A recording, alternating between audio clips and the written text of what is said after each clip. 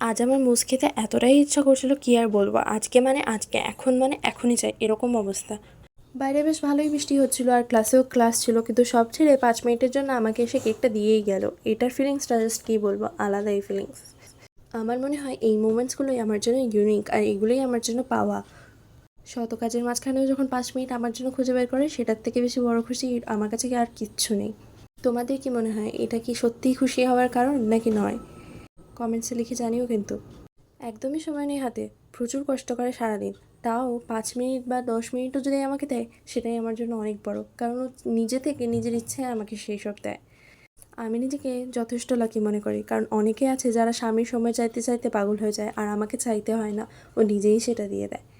যখন দিন শেষে বাড়ি এসে আমার সাথে যা খুঁটিনাটি শেয়ার করে, সারাদিন যা হয়েছে ওর সাথে, ও যা করেছে, ও যা মনে হয়েছে, তখন খুব স্পেশাল মনে হয় নিজেকে। এর চেয়ে বেশি আর কিছুই চাই না।